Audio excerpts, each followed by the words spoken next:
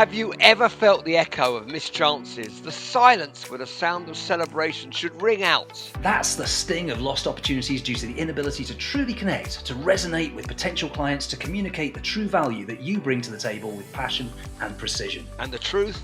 It's not the lack of service quality that hinders, but the absence of warm, compelling, and persuasive communication. These really are game changers, the secret ingredients to turning maybes into definites. And that's where we come in at Teachable Moments. If you're a lawyer, financial advisor, business consultant, accountant, trustee, director, sales leader, subject matter expert, or anyone else offering professional services, this podcast is tailored just for you. Time after time, opportunities are missed and businesses and careers stutter because of a lack of simple, teachable communication and negotiation skills. I'm David Solomons. And I'm Matthew Dashby Hughes. Coming up in this episode... Leadership. What is leadership? How does leadership benefit organizations? How does it benefit groups? And how can you be a better leader as well? So we're going to be talking about this from the perspective of our own personal experience, and we've both been around the block a few times. So David, from your perspective, let's start right away with what would be a good definition of leadership for you?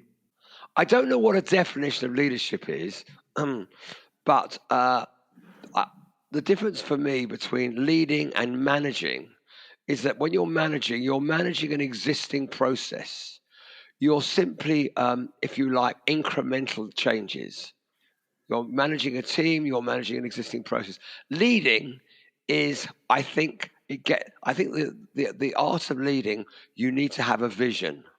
You need to be willing to go beyond where the original process starts. So managing is the process, and leading is taking it and everybody else with you. That's a really good definition. I once heard somebody put it, I think it might be Stephen Covey, say something like the managing is about how you climb the ladder. Leadership is about making sure that the ladder's on against the right wall. I like that. Yeah, it's a bit glib, but I like it. Stephen Covey, a bit glib. David Solomons, 2024. It's a good book review. I like it. The first leader I came across when I started work was an absolute a-hole. He only led one way. It's my way or the highway. I remember sitting at my desk with books being thrown past my ear at me. And it was you do, and this was for the whole firm. You do this, you do that. Now, we did it, and we were quite successful, but it was purely out of fear. And you could never lead I wouldn't say you could never lead like that these days. I don't think society permits it, certainly in professional services. But did it work? Well, the firm was successful. He was happy. Everybody else was miserable as anything. So it kind of depends on the definition of success. No one enjoyed it. Everyone wanted to leave, so you could argue your turnover. I mean, I hated that kind of leadership, and I think I've learned from that. The problem is I've become, like a lot of people, the old guy who says, oh, you should have seen what it was like in my day. You're getting it easy. I try not to do that. I think leadership is balance. I think we all love the idea of being a charismatic leader who takes everybody with us by the power of our personality. I don't think modern leadership works that way. It can have an incredibly powerful impact if you have a charismatic heart to what you do, and that is vested in one person, and everybody else is prepared to run through walls for that person because they have that gravitational pull, they have that gravitas, they have that energy about them, which is great. But I mean, it's not something that everybody's got. Not everybody has got that personal presence. And yes, you can learn it to a degree, but some of it is innate. You've either got it or you haven't. Well, the problem is you can have the presence, but when you screw up over and over again, the people follow it, they're going, hang on, this isn't working. Right. You know, this guy, we love him, but it's not working. Yeah. So I think you've got to align the charismatic personality plus knowing what you're doing, which is really difficult. I struggle with leadership. I've led in business, in trainings. I've taken teams around the world to do different things, and I struggle with the kind of leadership that I should use. And I've gone from, I try not to be the dictator, and I try not to be the abdicator, because they're the two ends of the spectrum. Yeah. But sometimes it's just do it my way, because that's it. That's the only way. Yeah. I have always tried to be collaborative, but it's hard. And I find all the time, some people appreciate collaboration, some people just want to be told. Hmm. It's always like you say, the question might be, what kind of leader do you want, or what kind of follower have you got?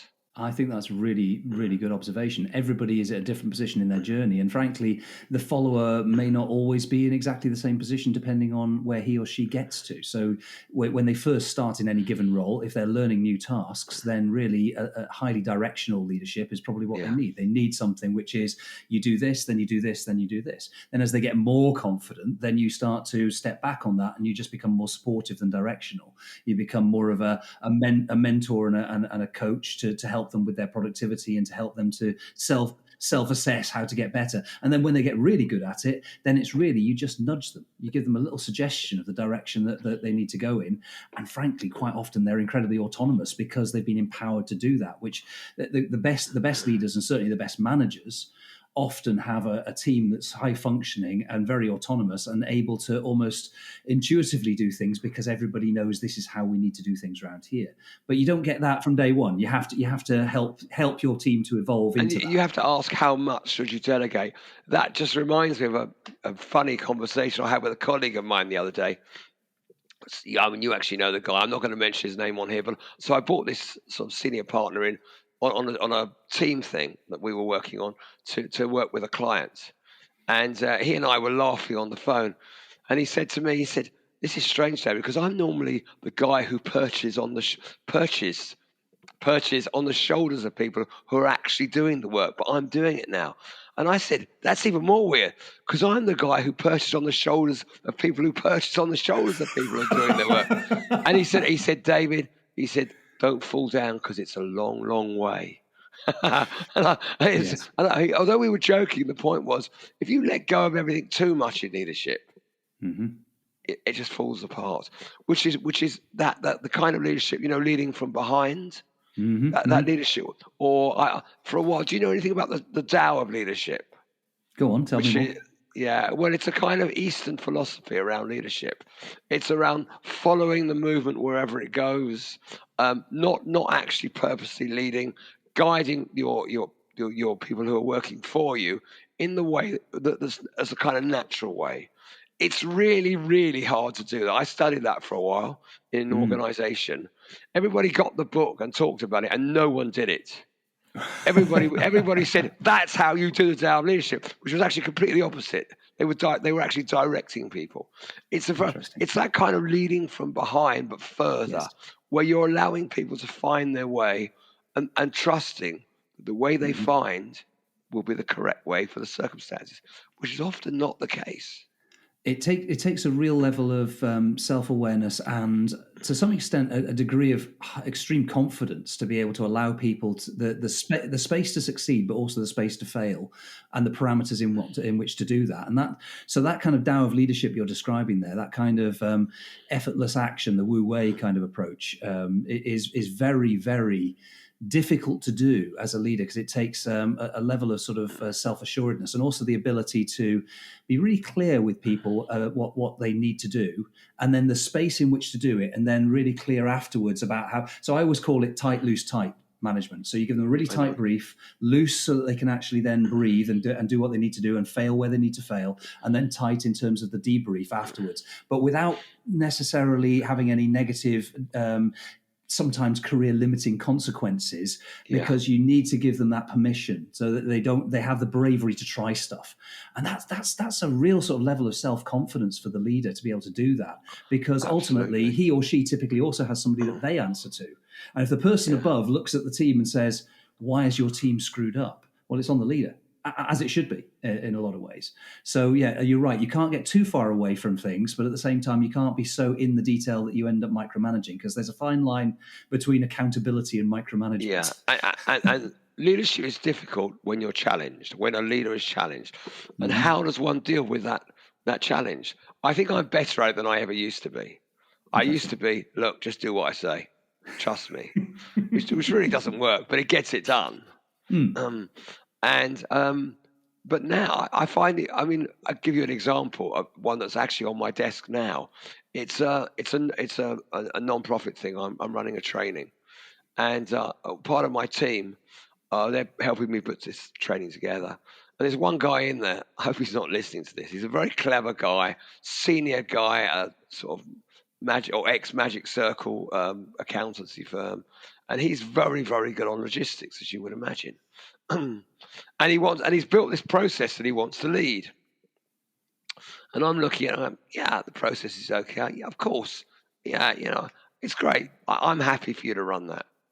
But one thing, it's 2 hours. Nobody does anything for more than an hour because my job is to look at the whole weekend to create the vision for. And he said, and then we had a whole. That's not leadership. You got to. You're not looking at what I'm. Blah. I said, okay, you've got an hour. Thank you for your comments. You've got an hour, and then I get it back, and it's an hour and 15 minutes. Mm-hmm. So then I have to ask myself the question: am I being a real leader by slamming him down for an hour? Or do I let it go and actually look weak? It's quite difficult because I think the devil in leadership is in the detail. We could talk about expand. So I haven't made my decision, but my decision will probably be, I will fill the room on the day. If we've got an hour and 15 minutes, you can have it. If we haven't, I will tell you, and we will do an hour. Yeah. But I find it's the detail in leadership that's really, really difficult. And I'm sure I've had people say to me, just tell me the answer, David. And I'm saying, I want you to find the answer. How do you think this should be? Yeah. And you have other people who really want to find it themselves. And that's what I meant about it depends on the kind of followers you've got. And ultimately, if the followers are not able to kind of find the answer on their own, then ultimately that becomes a leader problem. It's not their fault because either you hired them like that or they became like that on your watch. So either way, it's still something where we as leaders have to look in the ugly mirror, recognize the reality of this thing, which is it's on us. We should have either hired better or we should have coached them into being the best they could possibly be. And there's probably some combination thereof. So learned helplessness, which is what you tend to get with people who just want to delegate upwards all the time. That's an interesting expression. I haven't heard that before. So what they do is they knock on your office door. Boss, have you got a minute? And they come in and they will unload their problems on you. And you as the boss, especially the early days when we're not quite as self-confident and maybe we're doing the thing that we think we need to do as leaders, but we shouldn't really, is we tear open the shirt to show the big S on our chest. Yeah, absolutely. Super boss. Don't worry, I can save you. I can do that for you. I know that one. Absolutely. Oh, the old bugger can still do it. But you can't see the cryptonite. I'll show you. Yeah, you can't see the kryptonite in his hand. That's the problem. Yeah, that's the problem. And the whole thing is kryptonite. You're absolutely right, because that delegation upwards basically means that they're all going home at 5:30 and you're still there burning midnight oil at 10:30 at night doing all of their work, which straight away is a bad idea anyway. And it's ultimately miserable for them because they end up not empowered, they end up not engaged, and they end up not being able to do good, meaningful, positive work that is actually truly fulfilling for them. So it's the worst of all forms of leadership, is that thing which in the moment seems great because you rescue them. So that's the worst possible thing to do. Yeah. So what I learned to do quite early on was when I got that knock, boss, have you got a minute? Not right now, but it sounds like this is really important. Tell you what, if you can come back to me at, let me see, 5:15. I've got 15 minutes at that time. If you can just come back to me with the sort of 2 or 3 ideas of how you think we should solve this, then we can talk about... That's exactly what I do. I always say, don't come to me with just the problem unless you've got 2 or 3 solutions. Right. Then I know at least you've thought about it. I almost don't care if they're wrong because I'll work them through. But I want to know you've thought about it. I want to know, do not come to me and just say, we've got this problem. I've got a friend who's a very good leader, and he doesn't even know he's a very good leader. And I watch him on all sorts of trainings. And he's partially telling people what to do and partially almost blessing them into it. And I haven't really yet managed to analyze exactly how he does it, but I'm watching him and I imitate little bits of it, and it works. Our leader, Daryl, he has a great phrase, which he has also stolen from somewhere else, which I think is great, which is that R&D stands for rob and duplicate. And I'm a big fan of that. I think it's a really good idea to take great ideas from other people. Well, Why everything wouldn't? is derivative. There's Of course it nothing. is. There's almost nothing new under the sun. Everything is Indeed. derivative, so don't worry about it. Well, human beings have been human beings for about the last 150, 180,000 years. So this Yeah, kind of whole interpersonal relationships thing has been done a few times. So we yeah, might as well learn from the past and learn from the best. Because yeah, there's yeah, definitely ways of doing it. I'm yeah. interested. We talk about vision and clarity of vision and direction of travel coming from the leader, and I think that's absolutely right, because the converse is also true, that the fish will always rot from the head. So what does that mean when you've got that vision and that clarity? What does that feel like in terms of culture? Because I always think that when you've got a really good vision, you've got a really good clarity about how we do things around here. That's reflected in the culture, and it's reflected in the organisation and how people feel and act. What's your observations around that? I think it's quite important to establish right at the beginning what's important, whether it's a transaction or it's something bigger. What's important here? What do we really care about? Mm-hmm. And once we identify what we really care about, and when I say we, I don't mean the leader pushing it down. I mean the group. Once we have an agreement what we really care about, then we act accordingly. And as a leader, the leader's job is to guide people to act accordingly. I think I've talked about, for example, on other podcasts that we've done, whereby if I'm running something, I'll bring members of teams in to do things. I just set the scene. I'm like, Mm-hmm. so here's how we deal with our clients. Here's what the voice we talk with sounds like. Here are the people you need to talk to before you need to do it. Go forth and multiply. I mean, it's really, and I'm not going to watch everything you do, and I'm Mm-hmm. always here if you need me. And I kind of, so it really is, you set the scene, you get, if you like, the virtual whiteboard out. Here's what it looks like. Draw a picture, go. What comes through from that is that the element of culture is really, this is the way that we behave around here. This is how we talk to our people. This Yeah, is how we talk to each other. This is the yeah, way we behave. And once you've set that scene, what is important to us, both in terms of what we value and our I suppose our moral values as well. This is our code of conduct almost that yeah. sort of comes out of And that what's automatically. important to the client or the customer? Yes. What is it? What do we think is really important? What does that person care about? Do they care about the legal documents? That's not what they really care about. What do they really Probably not. care about? And let's act accordingly. You don't have to have like every single process and everything else nailed down with incredible prescriptiveness, because people have always got that, I suppose, that North Star to go back to. We Yeah, remember what actually matters. So as long yeah. as we know what matters and we're all broadly speaking on the same page with that, then we know what direction we need to go in. So when something happens that we're not expecting, we know which direction and how to answer it. I think something that's worth talking about is what is known as king killing or queen killing. Many human beings, certainly in the Western culture, have a hatred of authority. It's like almost like the tall poppy syndrome. The moment you rise up, you move from being us guys to you guys. Yeah. And I think dealing with that can be very difficult, particularly for a new leader. I've had a lot of cases. I had one recently with a guy who apparently had held this stuff about me for years, about me being a leader, and leaders do this and that and this and that in a certain organization.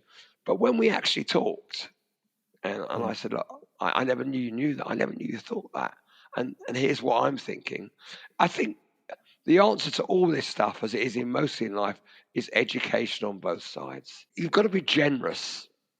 You've got to be willing to give some of yourself away. That, I think, is one of the most powerful points to be made here. That very often, especially when you first get into a managerial or senior position or perceived senior position, because I think even the word senior is probably the wrong phrase, because that kind of upside down management servant leader approach that we were talking about previously in the Tao of leadership is vital if you're going to be truly successful and not be the tall poppy who gets his head cut off.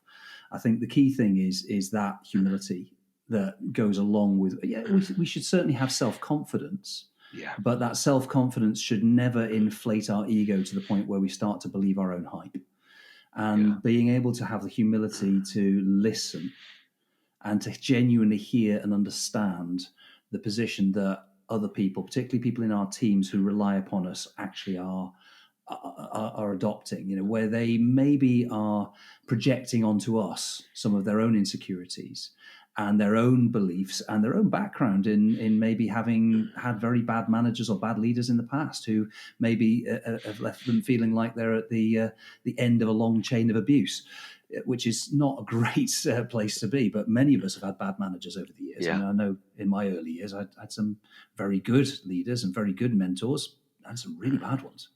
Yeah. And I guess it's on all of us to try every day to be the manager or the leader that they remember for the right reasons. How did you deal with it when you had a bad manager or leader? You got any examples yourself? Ultimately, I left, which I That's the think best one, is a solution that a lot of people will adopt.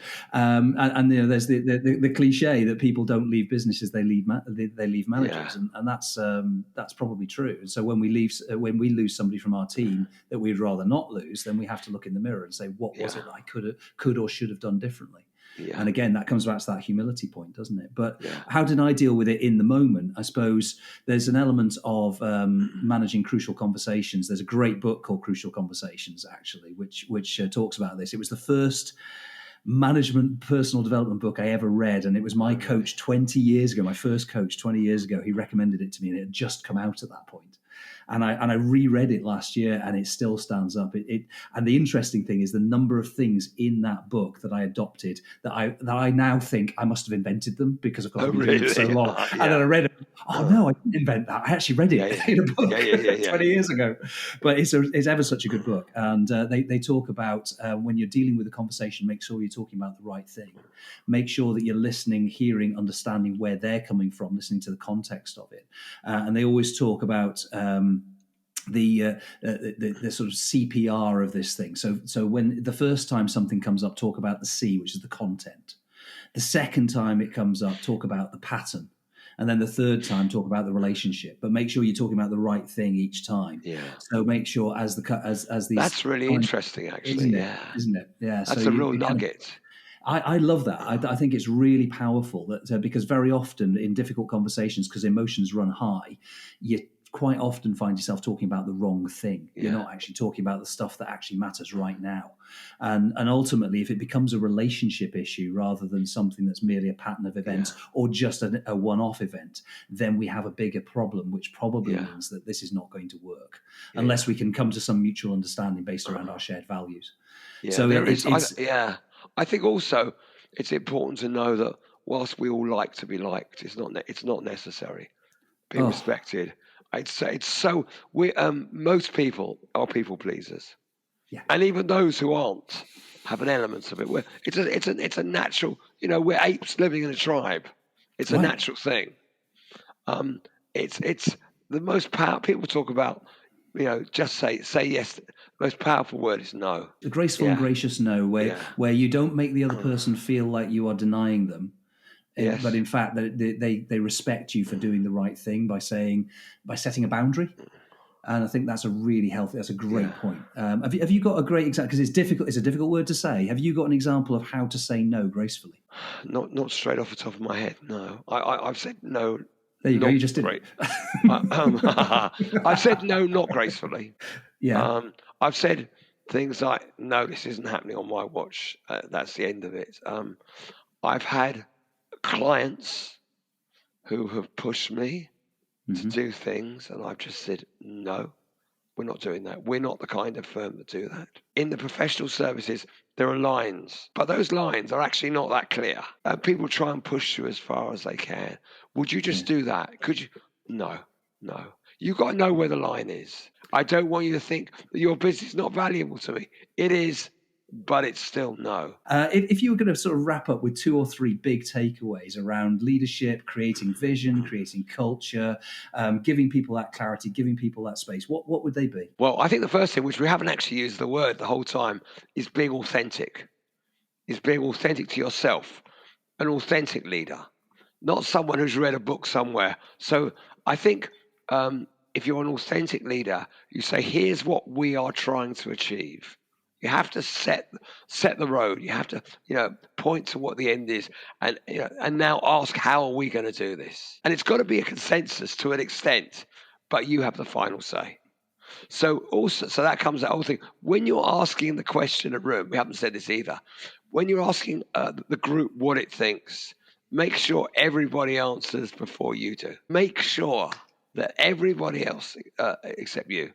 And I think another big one is, don't worry about being liked too much. Be true to yourself. Being authentic. Be authentic is really, really important. And I think core values are very important. Know what your core values are. I've had situations before where I have had a conflict between two core values. I had a conflict once, and it wrecked me for a number of years on a particular matter. Conflict between loyalty and honesty. And you kind of got to know how to deal with that stuff. That's one I'm going to have to unpick. How did you deal with that clash? Badly. I was called on it. I lied. It was a very small lie to protect someone. Right. And that lie spiraled and was held against me for years and years and years in leadership. And in the end, I went, yes, I lied. In truth, would I ever? I'm amazed. This sounds awful, but I'm amazed I was that strong for so long. And I'm quite proud of that. Yeah. Because in fact, those people, the way that they took against me because of that showed that I was right to protect these people. Yeah. But it was really hard. Yes. So you kind of got to know. So for me, I've tried to change that over the years. Loyalty has always been a big thing for me. It's a real core value. And sometimes it's got in the way of other things. Because, honesty is another core value. But if I was to put them one above the other, loyal, I've tried to change that. I've realized sometimes being loyal to people because they've been with you forever is not as important as being honest. But it's quite hard. But loyalty has always been a major. So therefore, when I lead with loyalty to those people around me.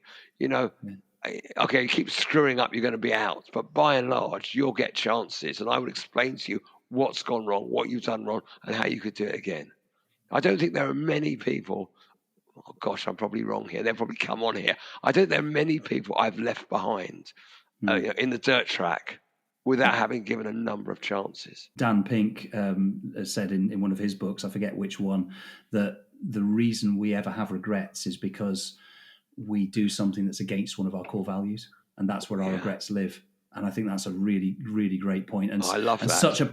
Isn't it? Isn't that really good? Because that's so true. Isn't it? It's just those moments where you wake up, like just as you're dropping off to sleep, and you go, "Oh, that thing that comes back into your head. Oh, how did I do that? Why did I do that?" I know. But those are the things that shape us, because fundamentally, a true value is only a true value if we have that emotional attachment to it. And if on those rare occasions where we are not true to ourselves and we do something that isn't congruent with that value, it hurts. Yeah. It truly hurts because we've done something that's not true to ourselves. I think just one example. I had a girl working for me, a lawyer, and I had a client who'd been a client of mine for a long time, and she accused him of acting inappropriately to her. It wasn't sexual, but it was treating her in a demeaning way. One of my core values is that kind of thing doesn't happen on my watch. So I stormed in and I basically said, sack the client, completely ignoring another core value of mine, which was fairness. Right. He said, that's not why. And I said, I maybe there's a part of me that wanted to be the hero. And I remember it really well. And it stayed with me for a long time. I did the thing and everybody thought I'd done, it was really, and I had this hole in me afterwards thinking, I never really listened to him. How do I know if it was true? It was very easy to take that view and not really listen. And that's not who I am, but it clearly was who I was in that moment. That's a really, and there you go, an example of that authenticity and humility that we've been talking about, and the power of self-reflection and self-awareness right there, because it's a lesson you never forget, isn't it? I have. Thank you very much for sharing it, and what a great, quite powerful note to finish on. So, David, thank you so much for that. What a great discussion. Thank you, Matthew. That was brilliant. We want to hear from you too, so hit the like button and leave us a review, and please share with your friends and colleagues. Make sure you take action and warm those pitches up. And don't forget to be here next time. We have more tips and tools that you won't want to miss. So subscribe now and stay informed. And we'll see you next time.